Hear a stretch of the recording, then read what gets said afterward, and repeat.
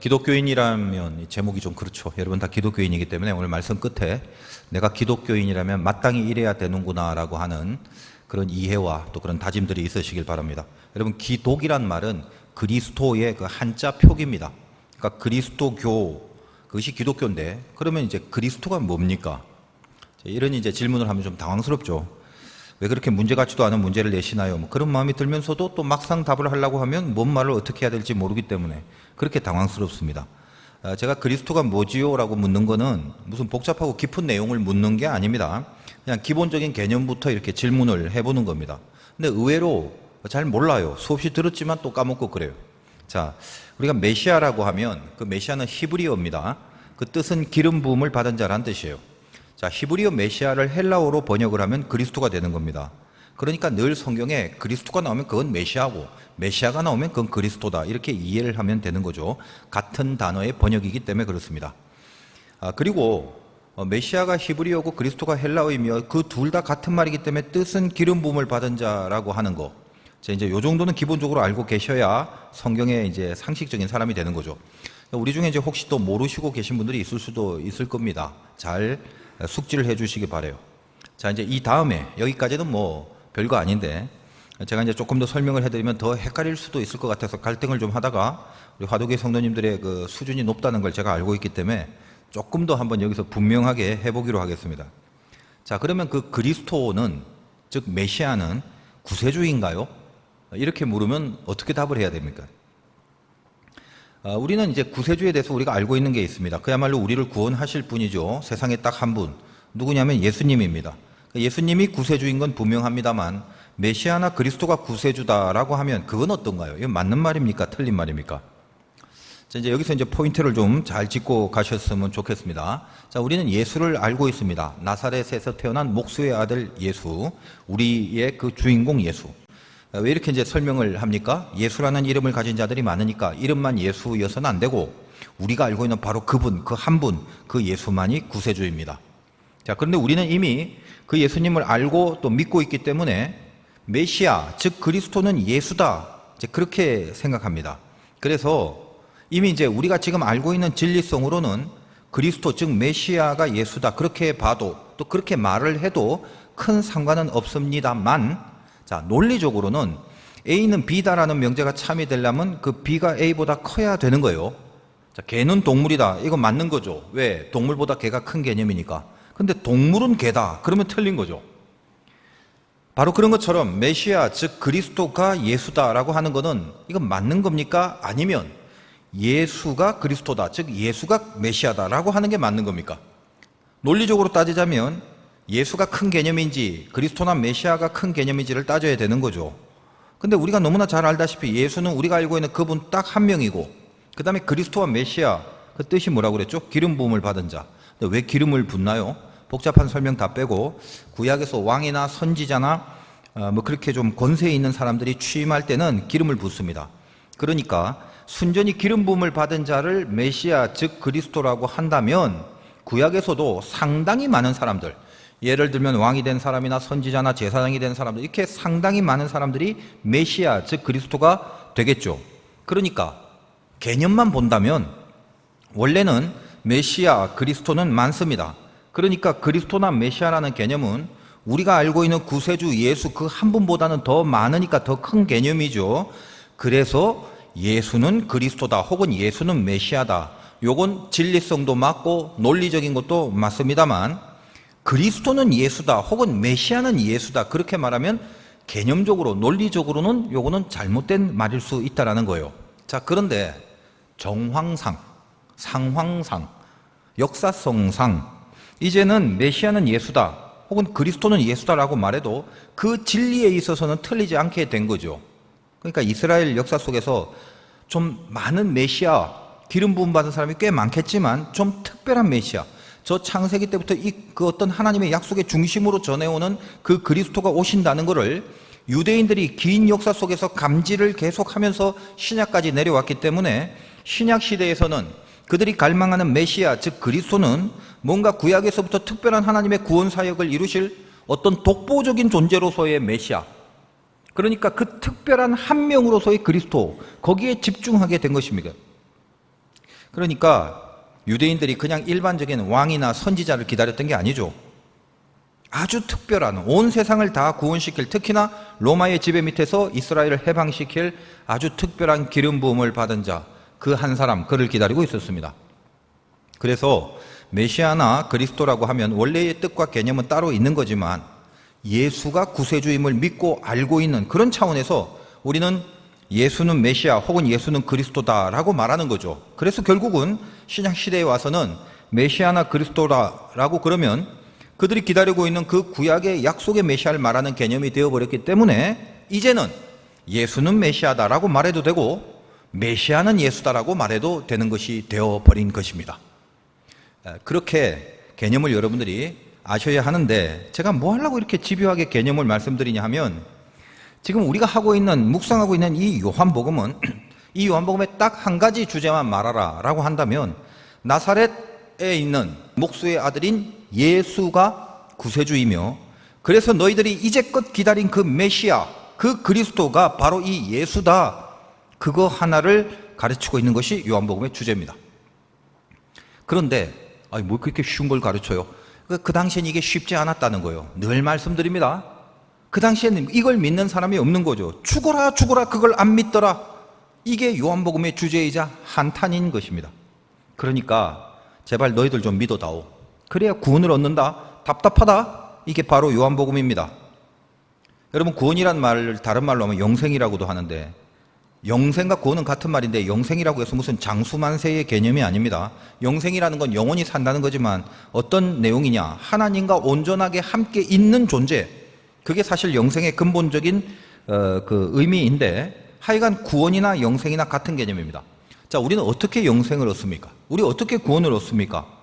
그 방법을 요한복음이 어떻게 말하냐 하면, 자, 일단 그거를 찾기 전에 또 지극히 뻔한 질문을 하나 하고 가겠습니다. 자, 여러분이 영생을 어떻게 얻습니까?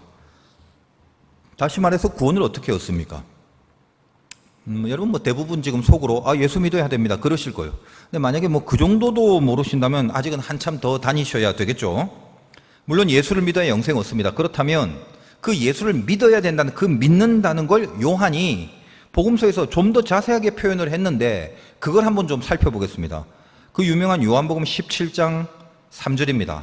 찾기 쉬우니까 뒤로 축축 넘기면 17장 3절이 되죠. 찾기 귀찮으신 분은 자세하게 그냥 귀를 기울여서 들으시면 됩니다. 뭐라고 돼 있냐?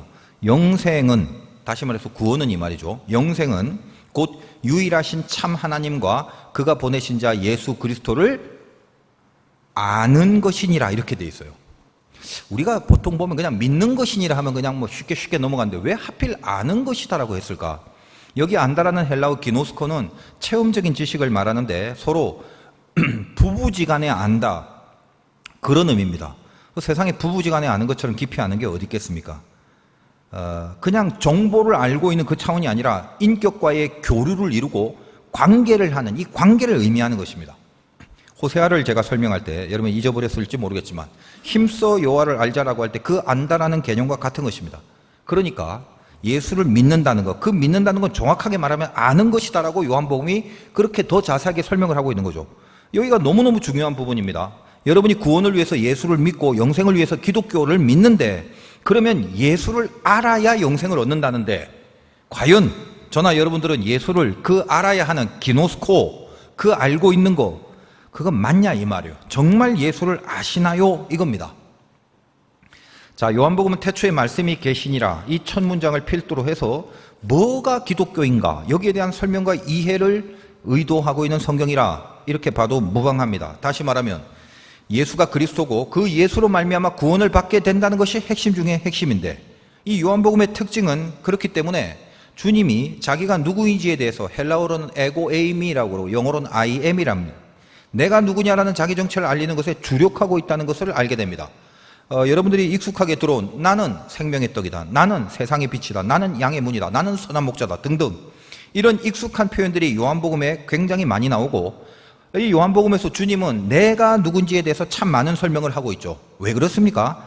우리에게 구원을 주기 위하여, 영생을 얻는 것은 예수 그리스도를 아는 것이기 때문에, 예수 그리스도를 알아야 하기 때문에 우리 구원과 영생을 위해서 이토록 자기에 대한 설명을 힘써 하시고 있는 겁니다.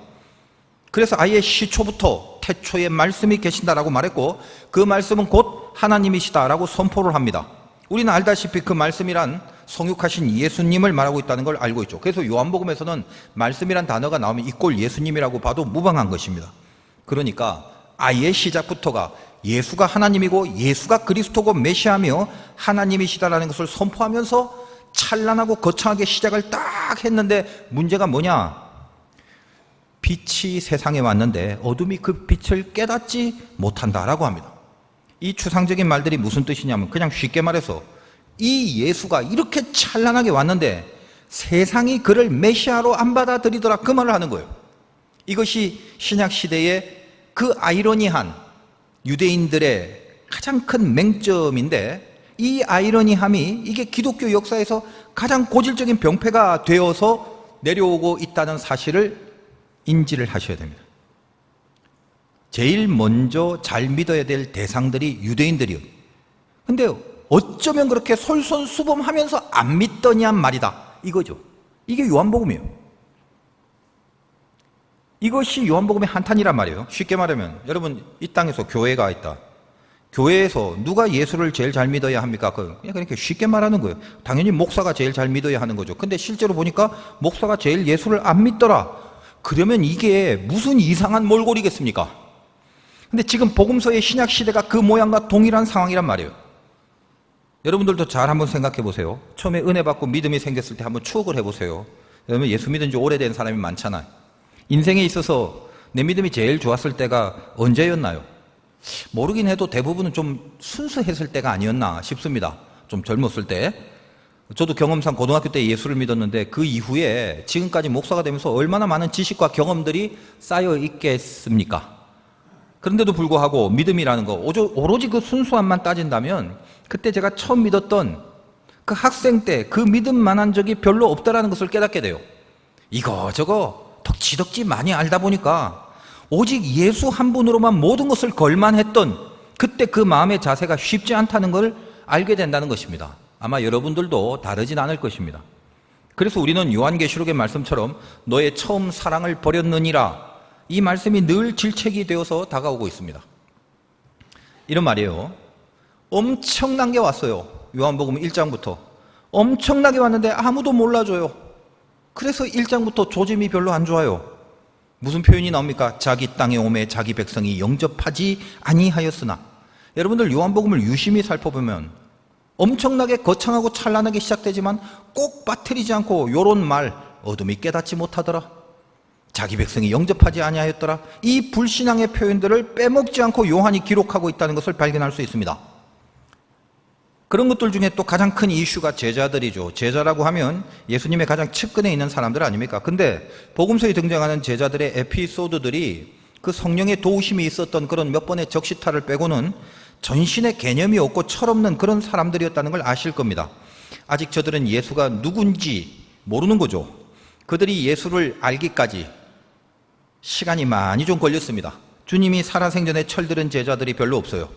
저들이 은혜 가운데 예수가 메시아다라는 건 믿고 고백은 했는데 그 메시아로서의 주님이 어떻게 구체적으로 사역을 하실지에 대해서, 그 부분에 대해서 기노스코, 예수님과의 관계를 맺는 그 예수님을 아는 사람이 없었습니다. 그래서 예수님에 대해서 취하고 있는 제자들의 일반적인 반응이 뭔가 하면 십자가를 지시고 죽을 거라고 하니까 왜 그런 짓을 하냐고, 쓸데없는 짓 하지 마시고 얼른 주님의 능력으로 이 땅을 뒤집어 엎으시라고 그렇게 하고 있는 거죠. 바로 이 내용이 모든 복음서 내내 주님과 제자들의 어긋남으로 소개되는 그런 내용이지 않습니까? 물론 제자들이 끝까지 그런 건 아니죠. 예수님이 십자가를 지신 이후에 성령의 임재를 통해서 다들 그 제자들은 거의 본인들도 십자가의 죽음을 따라가는 아주 훌륭한 그 신앙 인생들을 살게 됩니다.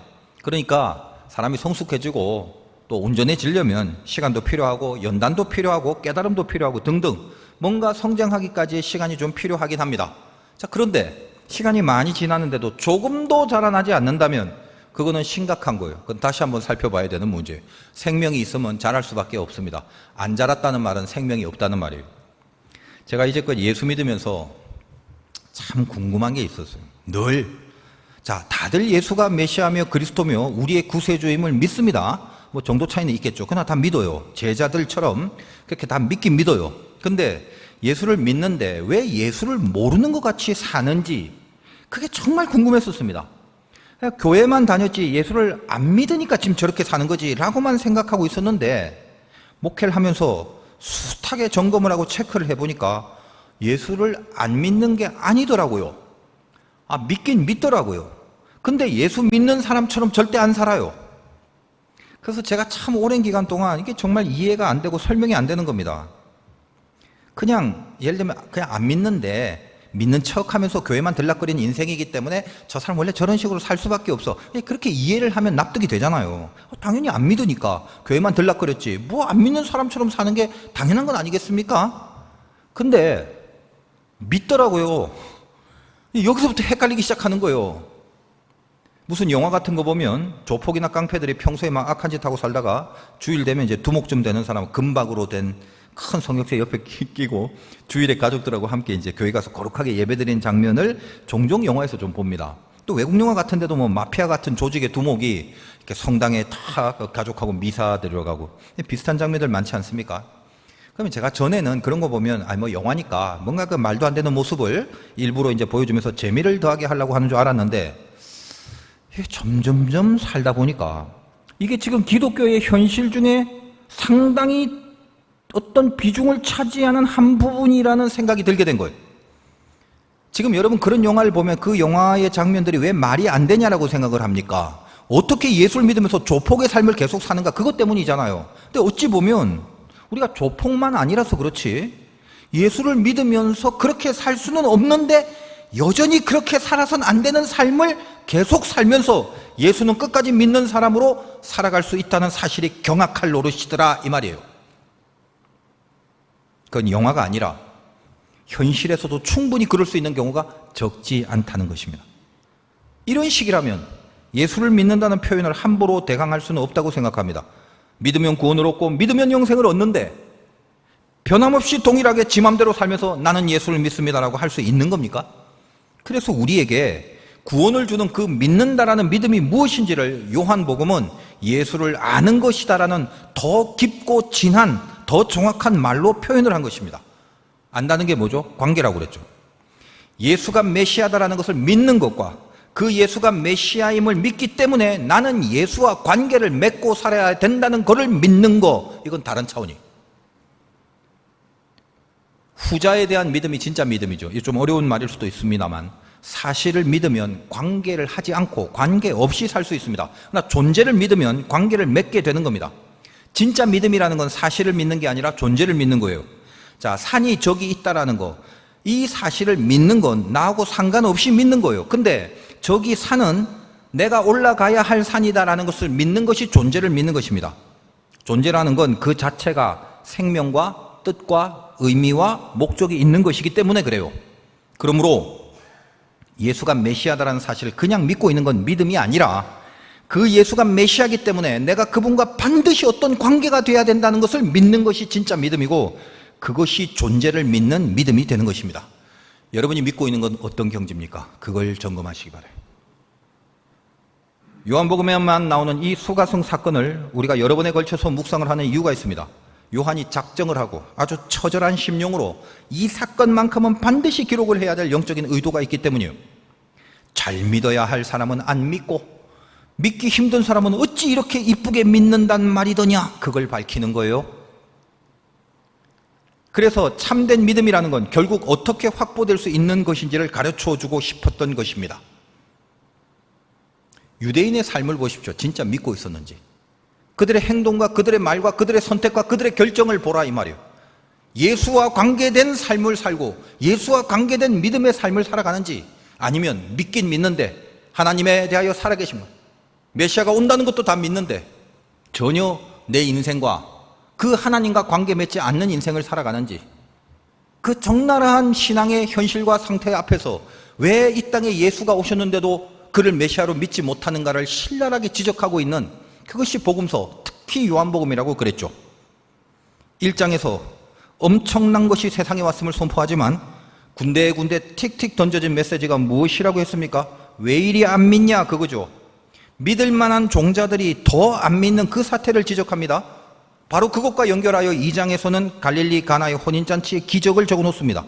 우리가 그 사건을 다룰 때 그 사건의 중요한 주제는 이미 설명을 다 해드렸습니다만 그 사건 안에서 간과하지 말아야 될 메시지를 의도적으로 적어 놓은 구절이 있습니다. 모든 성경이 마찬가지입니다만 요한복음은 그 적은 의도가 뚜렷하기 때문에 한 구절 한 구절이 절대로 그냥 적은 구절들이 아닙니다. 물을 포도주로 바꾸고 나서 연회장은 그게 어디서 났는지 알지 못하고 하인들은 알더라 라는 구절이 있습니다. 그냥 적은 게 아니죠. 여러분, 연회장 그러면 장이란 말이 뭐죠? 마스터, 그 잔치의 최고의 감독, 디렉터입니다. 근데 이 연회가 이 감독의 어떤 판단과 선택과 감독으로 좌지우지 될 수 있는 그 정도의 위치인데 세상에 그가 포도주가 떨어졌는지 물이 어떻게 포도주로 왔는지 아무것도 모릅니다. 대신에 그 하찮은 심부름만 했던 그 하인들은 그걸 압니다. 뭘 자꾸 얘기를 하려고 하는 것입니까? 유대인은 믿어야 되는데 못 믿고 이방인은 안 믿을 줄 알았는데 믿더라, 그 말을 하려는 것입니다. 이어 연결하여 더 깨달으라고 3장에 와서 율법의 전문가인 니고데모가 등장해요.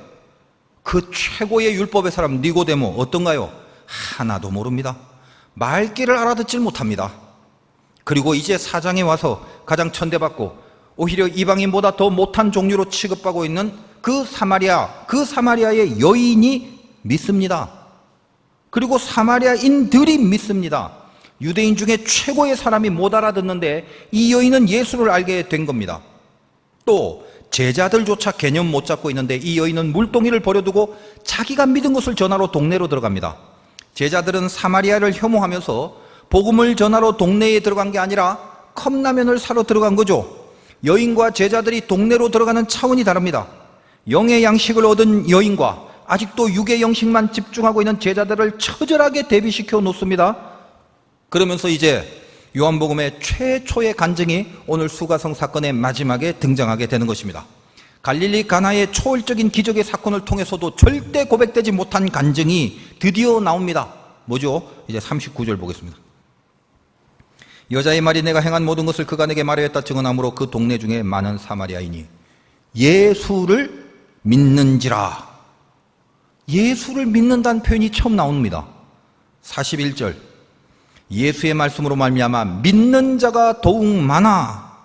믿는 자가 많답니다. 42절 뒤에 이는 우리가 친히 듣고 그가 참으로 세상의 구주신 줄 알미라 하셨더라.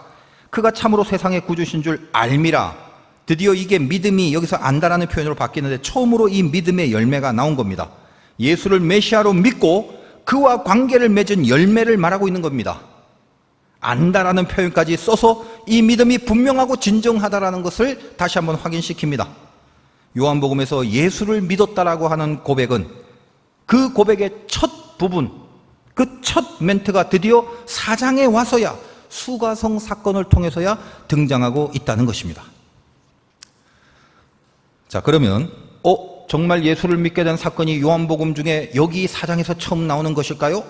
목사님, 제가 요한복음 설교를 하신다고 해서 집에서 여러 번 읽어봤는데 그 1, 2, 3장 앞에도 언뜻 예수를 믿게 되었다는 고백들을 본 기억이 나는 것 같은데요? 이러고. 여러분 한번 찾아보세요. 예수를 믿었다는 그런 내용이 앞에 나오는지. 시간 좀 드릴까요? 어차피 1장, 2장, 3장 뭐 많지는 않으니까 이거 다 찾으려면 얼마 안 걸릴 것 같은데. 아이고, 목사님이 없다면 없는 거지.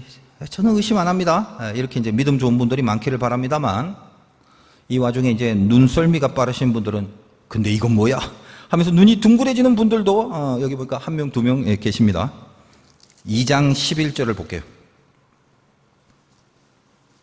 요한복음 2장 11절. 예수께서 이 첫 표적을 갈릴리 가나에서 행하여 그의 영광을 나타내시며 제자들이 그를 믿으니라. 제자들이 그를 믿으니라? 여기 나왔네요. 믿었다는 말 나오네요. 수가성이 처음이 아니잖아요. 예리하게 찾아보신 분들은 발견하실 수 있는 겁니다. 그리고 여기서 이제 조금 더 똑똑하신 분들은 아예 스스로 해석까지 하시죠. 아유, 목사님 여기 나오는 뻔히 알면서 근데 여긴 제자들이 믿는 거니까 그 뭐 좀 열애하자는 거죠. 뭐 제가 뭐라고 말씀드리기도 전에 그렇게 다 해석을 하시면서 그렇게 이제 제 설명을 따라와 주시는 분들도 있겠죠. 안 가르쳐줘도 똑똑하신 분들 많지 않습니까? 그러니까 제자들은 좀 특별한 신분이니까 제자들이 믿었다는 건 좀 뺍시다. 좋다고요. 한번 그래 봅시다. 자, 그러면 이제는 더 이상 없는 거 맞습니까? 더 이상 이제 제자들 믿은 거 외에 일반 다른 사람들은 수가성 전에 예수를 믿었다는 말이 한 번도 안 나오는 거, 그거 이제 맞는 겁니까? 더 이상은 없습니까? 하고 넘어가려고 하는데, 또 예리한 시력을 가지신 분이, 목사님 또 있는데요 하면서 요한복음 2장 23절을 들이밉니다. 23절 봅니다. 6월절에 예수께서 예루살렘에 계시니 많은 사람이 그의 행사하시는 표적을 보고 그의 이름을 믿었으나, 이렇게 나옵니다. 아니, 또 나오네요. 결론은 뭐예요? 이렇게 두 번씩 나오는데, 제가 아까 말씀드린 요한복음 4장에 와서야, 이 수가성에서야 처음 예수를 믿었다라는 고백이 등장했다는 그 설명은 잘못된 것이 되는 거겠죠. 근데 여러분 아시다시피 제가 그렇게 조사도 안 하고 근거 없이 말씀을 전하는 사람은 아니지 않습니까? 그리고 제가 다 조사를 했으니까 여러분이 못 찾는 것까지도 이제 찾아서 제가 설명한 내용을 스스로 반증시키는 그런 일도 지금 하고 있지 않습니까?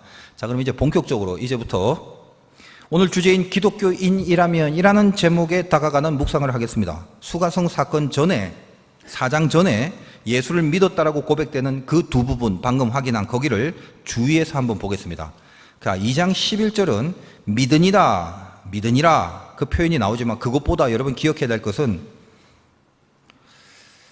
이 첫 표적을 갈릴리 가나에서 행하여, 첫 표적을 행하여, 이 부분을 기억하시기 바라요. 자, 2장 23절. 거기도 믿으니라, 믿었더라, 뭐 그런 표현이 있는데, 그것보다도 여러분이 뭘 중심으로 봐야 되냐면 그의 행하시는 표적을 보고, 그 표적을 보고를 기억하시기 바라요. 눈치 빠르신 분을 감잡았죠. 이제 오늘 본문인 수가성 사건으로 들어와서 이제 오늘 믿었다라는 고백과 방금 이 수가성 앞에 두 부분의 믿었다의 차이를 한번 보겠습니다. 오늘 다시 한번 볼까요? 4장 39절, 오늘 본문 39절. 자, 저 뒤에 사마리아인이 예수를 믿는지라고 돼 있지만 그 믿는지라 보다는 그 앞에 그가 내게 말하였다 증언함으로에 집중하시기 바라요. 증언이라는 건 말을 전했다는 거예요. 그 다음에 41절에 믿는 자가 더욱 많아, 뒷부분 나옵니다만 그보다 앞에 예수의 말씀으로 말미암아 여기 집중하시기 바라요.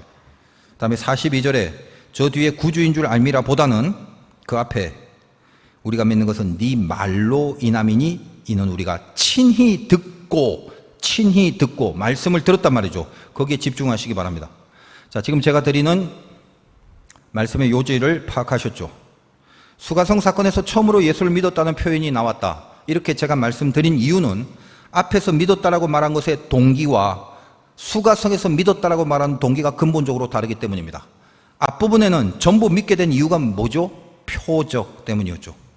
근데 수가성 사건은 처음부터 끝까지 단 한 번도 기적이 나오지 않습니다. 오로지 말씀으로만 믿게 된 겁니다. 최초로 주님의 말씀으로 주님을 믿게 된 사건입니다.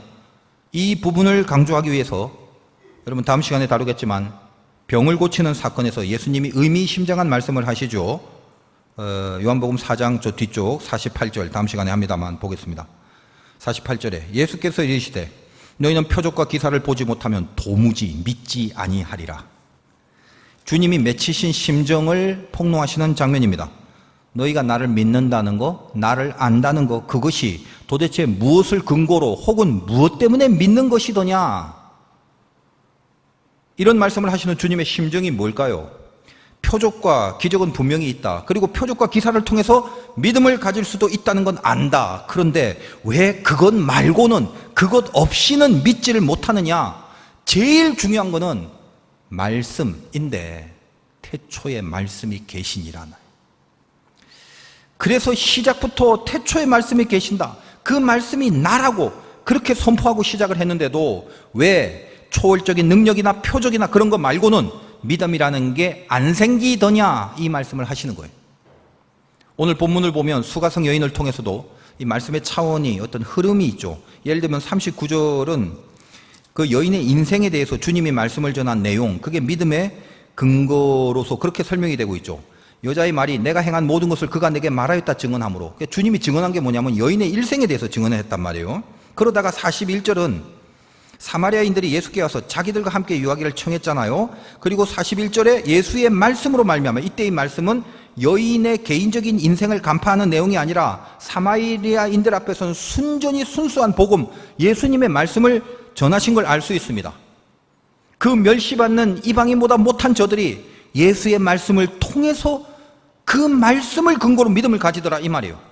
그래서 42절에 뭐라고 고백합니까? 그 여자에게 말하되 사마리아 사람들, 야 이제 우리가 믿는데 말이다, 네가 그렇게 예수님이 네 인생에 대해서 증언했다라는 그 말을 들음으로 우리가 믿는 게 아니라 이는 우리가 친히 예수의 말씀을 듣고 그가 참으로 세상의 구주인 줄 알게 되었다라고 고백을 하는 거예요. 이 흐름이 있는 거죠. 아시겠죠? 그러니까 그렇다면 우리가 상상하건대, 제가 앞에서 쭉 안다, 믿는다라는 개념에 대해서 여러 번 얘기를 한 것처럼 이렇게 주님의 말씀을 듣고 표적과 기사가 아니라 예수님의 그 말씀을 듣고 예수를 믿은 사람은 예수를 기노스코 아는 것입니다. 진짜 믿는 거예요. 결국 예수와 관계를 맺은 것입니다. 그러면 상상컨대 결국 지 마음대로 사는 것이 아니라 여기 예수를 믿은 사마리아인들은 예수님과의 관계 속에서 그 관계를 벗어나지 않는 삶을 살겠다라는 것을 말하고 있는 것입니다. 여인들이, 여기는 이제 여인, 물동이를 버려두고 동네로 돌아온 것처럼 이제 저 사마리아인들은 삶이 바뀌고 변화된 마음가짐과 변화된 행동을 할 것입니다. 그걸 뭐라고 하냐면 기독교인이 되었다라고 하는 거예요. 무엇으로요? 표적과 기사나 초월적인 능력을 통해서가 아니라 예수님의 말씀을 통해서 가지게 된 믿음, 그것이 기독교인의 본질이 되는 것입니다. 여러분 정리를 이제 잘 하시기 바라요. 제가 이 시대 이 한국 교회의 실정 앞에서 여러분들에게 요한복음을 향해서 하나님이 하시는 말씀이 뭔지를 분명히 깨달으셔야 돼요. 모든 종교는 초월성이 있습니다. 영의 세계를 다루기 때문이에요. 내가 병을 고쳤다고 해서 초월이죠. 내가 어떤 신비한 체험을 했다고 해서 초월이죠. 내가 유창한 방언을 받았다고 해서 그것도 초월이죠. 혹은 그 외에 세상에는 없는 이 세상의 상식을 넘어서는 신비한 모든 체험과 경험을 했다고 해서 그것을 기독교라고 말하지 말라는 거랍니다. 다른 종교나 우상들이나 심지어는 무당들에게도 초월의 능력과 현상들은 동일하게 나타납니다. 여러분 무당 통해서 병 고친 사람 꽤 많아요. 연불 외우고 부처한테 108배를 해서 기적이 나타나는 경우도 많습니다. 더더군다나 이단들한테도 기가 막힌 기적들은 많습니다. 오히려 이단들한테 얼마나 더 많은 기적의 간증들이 있는지 모릅니다. 그러나 우리의 구원은 그런 초월의 표적들을 통해서 이루어지는 것이 아닙니다. 예수를 믿고 예수를 알아야 됩니다. 이게 기독교인이에요.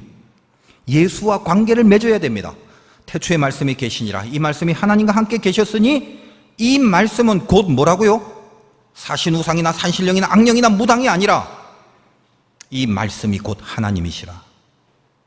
오병이어의 기적의 현장에서 광분하고 모여드는 그 무리들이 기독교인 맞습니까? 그들은 기적을 맛보고 나서 떡고물 다 얻어먹고 나서 주님이 십자가에 달려 죽으신다 하니까 그 죽으실 때는 전부 다 배신하고 차라리 바라바를 놓아주라라고 군중들로 바뀌어졌습니다. 십자가에서 인간의 죄를 위해서 대신 피를 흘리셔야 한다는 것이 초월이나 기적이나 표적이 아닌 하나님의 짙은 사랑의 말씀이었는데 그 말씀을 받아들이지 않습니다. 그 말씀을 받고 그 말씀에 항복하기를 싫어합니다. 그저 떡고물이나 떨어지는 기적과 이사를 행해서 내 삶을 윤택하고 내 욕심을 채워주는 그 하나님만이 나에게는 신앙과 경배의 대상이 돼버린 그게 기독교입니까? 여러분 왜 예수를 믿는 거예요? 병 고치고 부자 되고 잘 살고 싶어서 믿는 겁니까? 그거는 중요한 건 중요한 거죠. 왜? 얼마나 필요한 겁니까? 내가 아픈데, 내가 먹고 살 게 없는데. 그런데 혹시 귀신들이 그렇게 병을 고쳐주고 그 귀신들이 잘 살게 해주고 그러면 그 마귀 따라갈 건가요? 아유 절대 아닙니다 라고 하시겠지만 왠지 따라갈 사람이 꽤 많아 보입니다. 우리 화도교회 성도님들 빼고요. 하나님은 우리에게 병도 고쳐주시고 때로는 뜻이 있으면 재물의 풍성함도 당연히 주시는 분이고 온갖 놀라운 기적의 체험도 경험케 해주십니다. 그러나 그 모든 것이 결국은 하나님의 그 말씀을 이루기 위한 도구로 사용을 하십니다. 여러분이 복음서를 한번 읽어보세요. 주님이 행하실 수많은 기적들을 살펴보면 기적 자체로 끝난 적이 없어요. 늘 기적과 연결하여 그 말씀의 메시지를 주시는 것이 궁극의 목적이 되는 것입니다. 그러므로 여러분 분명히 하시기 바랍니다. 명심하셔야 돼요. 여러분은 우상을 만들어서 그것을 하나님이라고 하자 하면서 사는 게 아니지 않습니까? 세상에 등장하는 모든 귀족과 이사들은 마귀도 할 수 있어요. 성경에도 마귀가 능력을 베푼 적이 얼마나 많냐고요. 그러나 우리의 구원, 우리의 영생만큼은 오로지 하나님만이 하실 수 있는 겁니다. 우리의 영생은 하나님만이 하셔야 되고 하나님만이 하시는 겁니다. 그러므로 기적을 얻는 게 기독교가 아니라 구원과 영생을 얻는 것이 기독교라는 말입니다. 그래서 그 영생을 위해서 하나님과 예수 그리스도를 알아야 한다는 거예요. 기적이 하나도 없어도 상관없습니다. 여러분 다윗의 인생을 보면 그 긴 레파토리 속에 단 한 번도 기적이 없었지만 내 마음에 합한 자로 여김을 받고 있습니다. 여러분이 암을 고쳤다 칩시다. 병원에서 끝났습니다 했는데 하나님이 기도를 통해서 은혜를 줘서 암을 고쳤어요. 참 감사하죠. 정말 감사한 거 아니겠습니까? 그런데요, 명심할 것은 그 암 고친 사람 시간 되면 또 다 죽습니다. 여러분 이 땅에서 영원히 사는 사람 없어요. 하나님이 고쳐주시면 영원히 살더라라고 하면 아마 그 고침받기 위해서 목숨 걸 사람들이 꽤 많아질 것입니다. 근데 생각을 해보세요. 하나님 편에서는 이 땅의 삶이 다가 아니라 이 삶 다음에 이 영원히 하나님 앞에서는 진짜 본질의 세계입니다. 입장을 바꿔놓고 생각만 해주시라는 거예요. 우리는 개똥밭에 구르고 싶은 마음 투성이겠지만. 그러니까 어떻게 보면 예수님만이 하실 수 있는, 예수님만이 가능한 그것을 만나야 돼요. 그분만이, 그리고 그분의 그 말씀이, 그게 우리 안에 거해서 내가 인생이라는 걸 주님이 나에게 말씀하신 것으로만 살아낼 거라고 그렇게 결정을 하는 게 핵심입니다. 이것이 차이입니다. 이것이. 현혹되지 마십시오. 뭐 좀 이제 알고 신앙 인생을 좀 살아내시기 바라요. 무엇으로 여러분이 기독교인인 것을 증거할 것입니까? 내가 기독교인이라면 저 세상 사람들과 뭐가 다르다고 얘기할 것입니까? 기적이 나타났다고요? 교회 다녔더니 부자가 됐다고요? 그걸로 다르다는 것을 나타내실 겁니까? 성경은 그렇게 얘기하지 않아요. 다시요. 여러분이 뭘 해야 됩니까?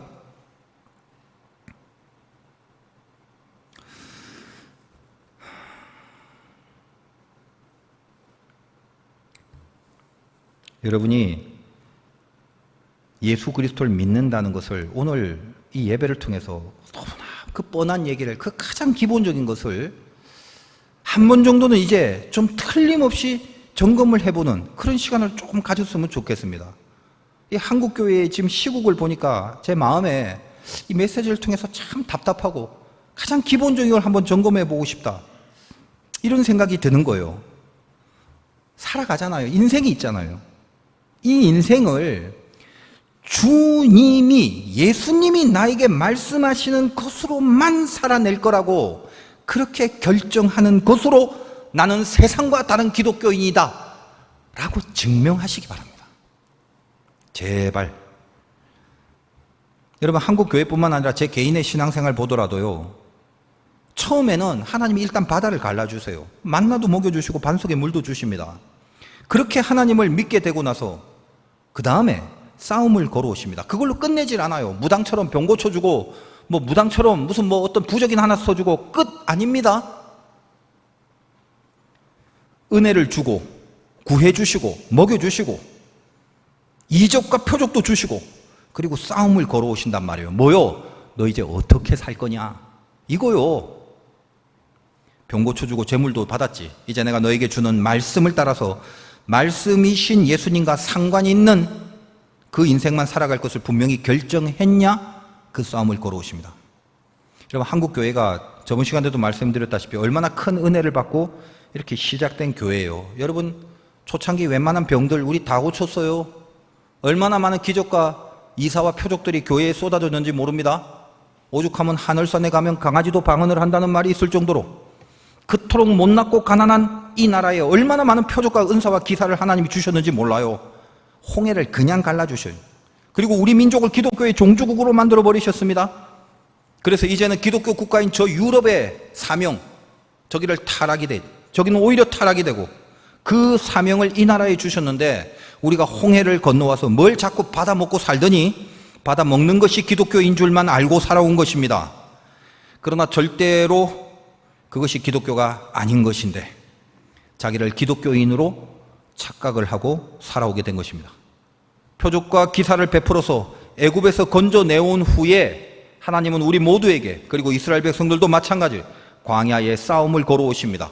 수없이 말씀드리지만 광야의 가장 중요한 의미는 시내산에서 처음으로 하나님이 당신의 말씀을 그들의 백성에게 준 사건입니다.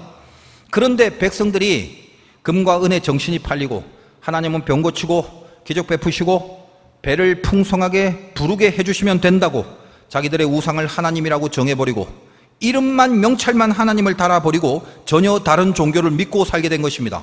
하나님이 기가 막힌 거죠. 저 내가 아닌데 저거? 근데 쟤들이 왜 내 이름을 거기 붙여놓고 내 이름을 부르면서 딴 걸 믿고 있냐는 겁니다. 정작 당신이 주신 말씀의 돌파는 깨트려버리고 말씀은 없는 표적, 체험, 초월, 경험, 이적, 오직 그런 걸로만 자기가 믿는 종교가 기독교라고 하면서 살아가게 된 겁니다. 사람들이 왜 표적과 기적과 초월의 능력과 그런 것들 왜 좋아하고 어디서 간증하면 그거 좋아라 하고 왜 그런지 아십니까? 왜 그것들이 믿음의 근거가 되는 겁니까? 이유는 하나밖에 없어요. 세상에서 세지고 싶기 때문이에요. 세상을 넘어서 있는 어떤 능력이나 사건들을 통해서 내 힘으로 할 수 없는 더 센 능력을 확보해서 군림하고 싶은 욕망 때문이란 말이에요. 그러니까 삶이 기독교적이지 않습니다. 처음에는 하나님이 그렇게 해주신단 말이에요. 그 경험을 우리 모두가 했단 말이에요. 한국 교회가 했단 말이에요. 이스라엘 백성이 했단 말이에요. 근데 그게 끝이 아니란 말이죠. 그렇게 해주신 이유를 알아야 되죠. 그 다음에 어떻게 살 것을 마련해 주신 하나님의 마음을 알아야 되죠. 그게 안 되니까 우리의 삶이 기독교적이지 않죠. 뭘 선택하고 뭘 결정해야 되고 도대체 여기에 무슨 말과 무슨 행동을 해야 될지 예수의 말씀에 근거해서 할 수 있는 능력이 없어진 것입니다. 이번 코로나 사태로 인해서 저 세상 앞에서 우리가 한 하나님을 믿고 있는 것이 아님을 여실히 증명해 버렸어요. 제가 시골에서 목회할 때 어떤 권사님 집에 신방 갔더니 거기 골프채 중에 1번 드라이브가 현관에 놓여져 있는 겁니다. 예전에도 한번 말씀드렸죠. 그래서 제가 너무 놀래갖고 권사님 시골에서 골프 치세요 그랬더니 아이고 목사님 연탄재 깨 부수대 연탄재 깨 부수는 데는요 이게 최고예요 그러시는 거예요. 얼마나 웃었는지 몰라요. 골프채를 들고 공은 못 쳐요. 연탄재를 부수기만 한다면 아무리 비싸고 좋은 드라이브가 있다 할지라도 그것으로 골프 선수라고 할 수는 없는 거 아닙니까? 축구 선수는 볼을 차야 되고 야구 선수는 방망이로 공을 때릴 수 있어야 되고 여러분이 기독교인이라면 뭘 할 수 있어요? 기독교인이요. 뭘? 저 세상에서 그리스도의 은혜로 빼온 사람에게만 주시는 게 있어요. 하나님이 뭘 줬단 말이에요? 말씀을 줬다나요. 애굽에 있을 때 말씀 안 줬어요. 기적이나 표적들은 악령도 할 수 있는 겁니다. 그러나 말씀을 받아서 사는 건 악령이 흉내낼 수 없는 거예요. 출애굽 사건에서 이것을 메시지화한 부분이 있습니다. 출애굽기는 찾기 쉬우니까 출애굽기 8장 19절을 찾아봅니다. 지금 신약 성경을 찾고 있는 분은 그냥 들으세요. 출애굽기 8장 19절. 자, 여러분 생각해 보십시오. 모세가 애굽에서 재앙을 내립니다. 근데 애굽의 술사들도 동일하게 표적을 행합니다. 자, 첫 번째 재앙 내릴 때 애굽의 술사들도 동일하게 똑같이 따라합니다. 나일강을 피로 만든 기적을 동일하게 술사들이 합니다. 두 번째 재앙은 늪에서 개구리가 나오는 기적인데 애굽의 요술사들이 똑같이 합니다. 근데 세 번째 재앙인 땅의 티끌을 이로 변하게 하는 그거는 요술사들이 하지 못합니다. 그리고 바로에게 그 술사들이 하는 말이 어우 이건 하나님의 권능이에요 라고 말을 합니다. 왜 애굽의 요술사들이 세 번째 재앙은 할 수 없는 것일까요? 거기에 대한 설명을 여러분들은 들어본 적이 없을 것이고 시중에도 그런 말은 없습니다. 그런데 여러분 생각해 보세요. 출애굽기는 성경 중에서 인간의 구원에 대한 모든 원리를 가장 선명하게 밝혀 놓으신 책입니다. 처음 세 가지 재앙, 토탈 9가지, 이제 6월절까지 하면 10가지지만 처음 세 가지 재앙은 애굽의 밑부분을 치는 사건인데 사람이 살아가는 밑부분은 크게 세 가지입니다. 마른 땅하고 물하고 섞여 놓은 늪입니다. 그러니까 애굽 땅은 그것이 물이든 마른 땅이든 늪이든 거기는 사람이 살 곳이 아니라는 것을 밝히는 기적을 목표로 재앙을 준 겁니다. 애굽인들을 괴롭히려고 하는 게 목적이 아니라 거기 살고 있는 이스라엘로 하여금 니들이 지금 좋다고 바로 밑에서 얻어먹고 살아가는 그 땅, 그 애굽이 나일강이 있어서 풍요롭고 살기 좋은 곳이라 착각하지 마라. 이 땅의 실체는 바로 이런 곳이다. 여기서 빨리 떠나가라. 그 메시지를 주시려는 의도가 있다는 거예요.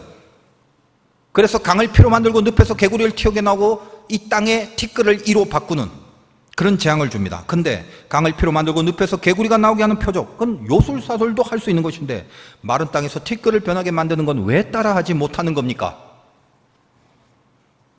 그걸 직접 그들이 바로에게 밝히죠. 그거는 하나님의 권능입니다. 그러면 강이 피가 되고 늪에서 개구리가 나온 거, 그건 뭐 하나님 권능 아니에요? 그거는? 왜 마른 땅에서 행해지는 표적만 하나님의 권능이라고 이 술사들이 말을 했을까요? 여기서 아주 중요한 구원의 메시지를 밝혀주시는 거예요. 예수를 표적으로만, 기사로만 믿는 건 기독교의 믿음이 아니라고 그랬죠. 표적과 기사들은 술사들도 하는 것이라고 했습니다. 오직 구원과 영생, 거기는 그 부분만큼은 하나님 말고는 다른 어떤 것도 관여할 수 없는 영역입니다. 지금 이스라엘의 백성들을 출애굽시키는 것이 구원의 스크린인데, 그래서 바다를 가르고 그들이 애굽이 아닌 첫 번째 육지인 광야에 들었습니다. 그 광야에서부터 만들어지고 거기에서 말씀을 주시고 결국은 구원의 완성이자 목표인 가나안 땅으로 그들을 들여보내는 것이 하나님의 출애굽의 궁극의 목표입니다. 따라서 여러분, 광야라는 것은 가나안으로 연결되는 개념입니다. 한번 바다를 건너서 저쪽에서 이쪽으로 건너와 버리면 이제 이쪽부터, 광야 땅부터는 하나님만이 통치하는 인생이 되는 겁니다.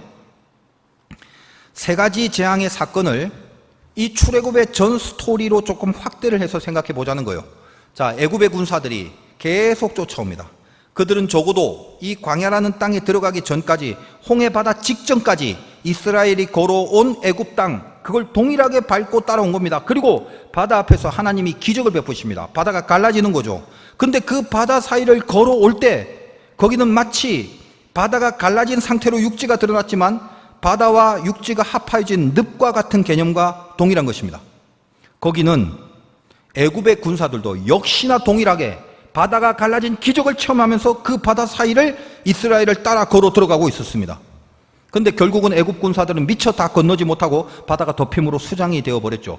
이것이 주는 구속사적인 메시지가 무엇입니까? 한 10명쯤은 근근히 수영해서 나와갖고 광야에서 좀 싸우다가 그렇게 죽게 만들면 안 됩니까? 하나님은 허락하지 않습니다. 단 한 명도 애굽 군사는 절대로 광야의 땅을 밟지 못하게 만듭니다. 애굽이 갈라진 바다 사이로 이스라엘과 동일하게 걸어갈 수 없다, 이걸 말하는 차원보다는 우리가 알다시피 애국 군사들도 동일하게 이 기적의 현장을 체험하면서 이스라엘과 동일한 바다 사이의 길을 따라가고 있다는 것을 우리는 성경을 통해서 이미 알고 있습니다. 근데 왜 바다에서 다 수장시켰습니까? 제일 중요한 개념, 애굽은 절대로 광야는 안 된다는 거예요. 광야라는 육지를 들어갈 수 없음을 보여주는 것입니다. 왜요? 거기서부터가 구원의 출발이에요. 거기서부터가 구원받은 자의 영역이기 때문에 그렇습니다. 그 구원은 하나님만이 하시는 겁니다. 표적이나 기사나 이사가 할 수 있는 게 아니에요. 애굽이 표적과 기사를 동일하게 경험했다 한들, 그래서 바다 사이를 동일하게 따라 걸어 들어갔다 한들 절대 그 광야라는 구원의 영역은 건드릴 수가 없는 겁니다. 그래서 애굽 군사들을 모조리 바다 가운데 수장시켜서 단 한 명도 바다 건너 이쪽의 땅을 밟을 수 없게 한 것입니다. 그래서 오늘 술사들이 표현한 그 19절에 하나님의 권능이란 표현은 하나님이 하실 수 있는 무지하게 센 능력이란 말이 아니라 하나님만이 하실 수 있는 영역이란 의미에서 하나님의 권능이라고 하는 겁니다. 애굽의 요술사들이 바로에게 세 번째 표적을 따라 할 수 없을 때 저건 하나님의 권능입니다 라고 했을 때 그 원어의 뜻은 여러분 관주에 보면 19절에 하나님의 손가락이란 뜻이라고 쓰여져 있습니다. 이는 하나님의 권능이니이다 하였으나, 밑에 보니까 손가락. 그러니까 이 재앙을 통해서 큰 그림을 메시지화 시켜주시는 겁니다. 이 세 가지 재앙을 통해서. 나일강이라는 것은 확대하면 홍해 바다를 만나고, 늪에서 개구리가 나왔을 때 그 늪은 확대하면 바다 사이의 길을 말하는 것입니다. 홍해와 그 바다 사이의 길은 아직은 애굽과 광야가 구별된 장소가 아니라 경계선을 의미합니다. 강을 피로 만들고 늪에서 개구리가 나오게 하는 것은 마치 애굽 군사들도 홍해가 갈라진 경험을 동시에 하고 그 바다 사이를 그들도 동일하게 따라가는 것과 같습니다. 할 수 있다는 거예요. 그러나 마른 땅에 티끌을 변하게 하는 표적, 광야의 땅, 그 마른 육지의 땅, 그 표적은 할 수 없습니다. 왜냐? 거기서부터는 하나님의 구원의 영역인 광야가 되기 때문입니다. 그래서 요술사들이 그건 하나님의 손가락이다 라고 말을 하는 거예요. 그 기적의 초월성이 너무 커서 우리의 술법의 실력으로는 못 따라갑니다가 아니라 거기는 하나님만이 할 수 있는 영적인 영역이고 구원의 필드라는 말을 하는 것입니다. 여러분은 바로 그런 영역에 지금 와 있다는 사실 아십니까? 우리가 지금 확보하고 있는 예수 그리스도로 인한 구원에 대해서 이 귀한 자리를, 이 귀한 입장을, 이 말할 수 없는 신분을 어느 정도 실감하고 살아가십니까? 아직도 표적과 기적을 통해서만 예수를 믿으려 하십니까? 주님의 말씀이 심령과 골수에 하나도 없는데 바다가 갈라지는 기적만 추구하고 그런 표적만 나타나는 그것만 추구하고 사시렵니까? 여러분이 예수를 믿는 거 맞습니까? 저는 하나님이 지금 이 나라를, 제 개인도 마찬가지지만 여러분의 대다수도 그럴 거예요. 지금 이 한국이란 나라를 하나님은 바다를 건너게 해주신 것은 분명하다고 생각합니다. 그리고 광야에 들여보내주시고 가나안을 향해서 마른 땅을 밟게 해주시고 있습니다. 그래서 시내 산에서 말씀을 주시기도 했습니다. 그러면 남은 건 뭐죠? 이스라엘의 역사와 출애굽기를 통해서 여러분은 선별할 수 있습니다. 케이스들이 나와요. 뭐가 남았습니까? 금송아지 만들어 놓고 그걸 하나님이라고 하자고 하면서 말씀의 돌파는 깨트리고 그대로 살아갈 것인지, 늘 기적과 표적을 통해서 배부르고 풍요롭게 내 육신을 위해서 잘 살아가는 것만, 그것만 간절하게 추구하고 살 것인지,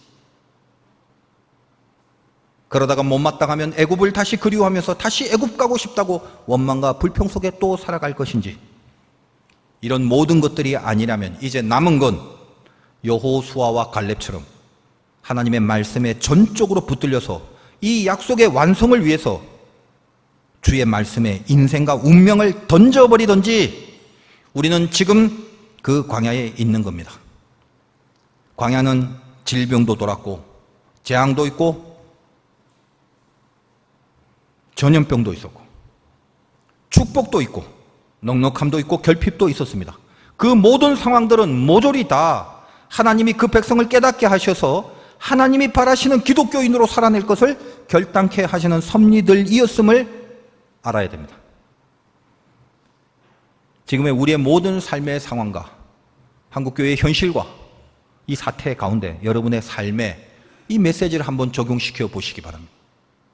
지금이야말로 진정한 기독교인이 돼야 될 시점 아니겠습니까? 여러분, 예수를 믿는 기독교인입니다. 예수는 말씀이십니다. 말씀이 육신이 되어 우리 가운데, 지금 우리 안에 거하시는 분입니다. 그러면 여러분 안에는 다른 것이 아니라 말씀이 있어야 됩니다. 능력이나 기적이나 표적이 아니라, 그런 것이 없어야 된다는 말이 절대 아니라, 그런 게 혹시 없을지라도, 있으면 훨씬 좋겠지만 혹시 없을지라도 말씀이신 주님이 여러분 안에 거하시고 내가 그 주님을 알고 믿고 관계하면 그 사람이 기독교인이라는 것을 분명히 해달라는 거예요. 여러분은 말씀을 좋아하셔야 됩니다. 말씀대로 살아간다는 것이, 분명히 말씀대로 살아야 한다라는 그 거룩한 강박관념이 여러분 안에 머물러 있어야 돼요. 하나님이 나에게 오늘은 뭐라고 하실까? 그것이 갑자기 기대가 되고 그게 소망이 되고 그걸 듣고 싶어하고 그걸 읽고 싶어하고 그리고 그것을 가슴에 새기고 싶고 그대로 살아보려고 악을 쓰면서 분발하고 그렇게 애를 쓰는 자기 자신을 좋아하고, 그래서 내가 좋기 때문에 저 사람에게도 한번 전하고 싶다라는 그 귀한 갈급함이 마음속에서 생기고, 그런 기독교인이 돼야 된다는 거예요. 다시 여러분의 신앙의 정체가 뭔지 살펴보시기 바랍니다. 기독교인으로 살아남고 싶으시다면 어떻게 해야 될지 다시 한번 정리해 보시기 바라요. 마귀가 속이거나 흉내낼 수 없는 것은 말씀을 따라가는 삶, 예수님이 나에게 하시고 하나님이 나에게 하신 그 말씀을 따라가는 삶, 그거는 다른 어떤 잡신들도 결코 흉내낼 수 없는 것입니다. 그거는 구원과 영생의 영역이고 예수님의 영역이고 말씀의 영역입니다. 아침에는 제가 금요일날 이렇게 체험한 거를 좀 길게 얘기했는데, 제가 교회 사무실에서 금요일날 눈을 붙이고 있는데 오랜만에 악한 영이 찾아왔어요. 고등학교 3학년 때 거의 하루도 빠짐없이 경험했던 악령들과의 그 사투들 때문에 저에게는 그 악한 영들이 굉장히 연단이 많이 되어 있기 때문에 그 느낌을 아는데, 여러분 혹시 이제 신앙생활 하다가 자꾸 뭐 이상한 거 들리고 보이고 자꾸 괴롭고 그럼 두려워하지 마시고요. 저한테 와서 상담을 하시는 게 좋습니다. 저도 이제 오래간만에 경험하는 터라 좀 반갑기도 하고 그 한편으로는 내가 이 상태가 안 좋을 때 슬쩍 방문을 했나 싶어서 살짝 기분이 좀 나쁘기도 하고 이게 저기 오랜만에 또 왜 왔지 이런 거. 하여간 오랜만에 그런 현상과 만나게 됐습니다. 자, 제가 지금 말씀드린 영적인 부분은 사실상 이렇게 설교 시간에 대놓고 할 건 아닙니다. 왜냐? 3차원과 4차원의 경계를 갖고 있는 부분이고 주관과 객관이 교차하는 원리이기 때문에 그냥 여러분들은 제가 이 말하는 제 개인적 주관적 경험에서 핵심적인 주제만 간파하시기 바라고 그 말씀드리는 여러 가지 현상들에 대해서는 깊이 분석 안 하셔도 됩니다. 나에게 다가온 악한 영은 남자의 모습으로 다가왔는데 얼굴이 상당히 힘이 없고 쓸쓸해 보입니다. 수많은 악한 영의 현상들을 제가 봤지만 그렇게 힘없고 쓸쓸한 영은 처음이었어요. 어딘가 금방 다시 도망갈 것 같은 느낌이라서 제가 오랜만에 만나서 좀 반갑고 그래서 이렇게 잡았어요. 물론 제 몸은 움직이지 않습니다. 영적으로 잡은 거죠. 얼굴을 잡고 있는데 제가 누워있는 그 위에 올려놓고 그리고서 왜 누구야? 왜 왔냐? 너 왜 이렇게 얼굴이 왜 그러냐? 그런 식으로 물었더니 말을 안 하고 이렇게 수심이 가득하게 있다가 고개도 못 쳐들고 뭐라고 하냐면 당신이 말씀 전하는 바람에 내가 지금 힘들어서 이러는 거야. 이러는 거예요.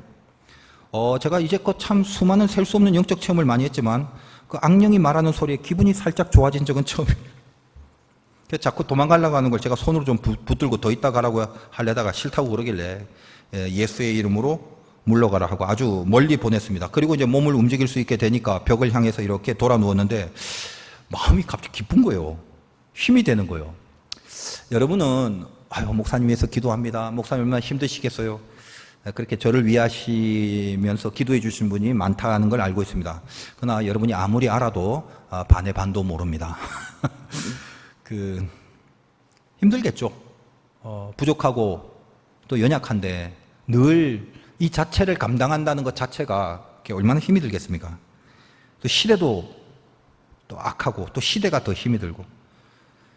그래서 이 말씀을 그럼에도 제가 절대로 쉽게 혹은 대강 전하려고 하지 않는 것은 제 목회에 있어서 제일 중요한 철칙이기 때문에 사실 그런 결단 때문에 그것으로부터 비롯되고 연결된 좀 어떤 힘겨움들이 좀 많았습니다. 그런 것들이 쌓이고 있다 보면 누적되고 피곤하고 그럴 수도 있는데 알게 모르게 그런 힘든 것들이 많은데 그 악한 것이 말씀 때문에 지가 힘들다고 그러니까 제가 그게 얼마나 위로가 되는지 몰라요. 하나님이 저한테 이 귀신을 통해서도 위로와 힘을 주시는구나 라는 생각을 하면서 벽을 보고 감사하고 흐뭇한 웃음을 지어봤습니다.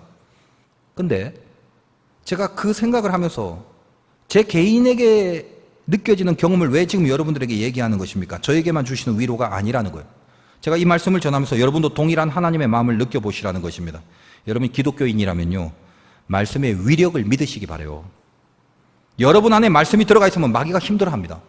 여러분 안에 말씀이 들어가 있으면 마귀가 여러분을 건드리지 못하는 거예요. 태초에 말씀이 계시니라. 이 말씀이 하나님과 함께 계셨으니 이 말씀은 곧 하나님이시니라. 승리하시기를 주님의 이름으로 축원드립니다.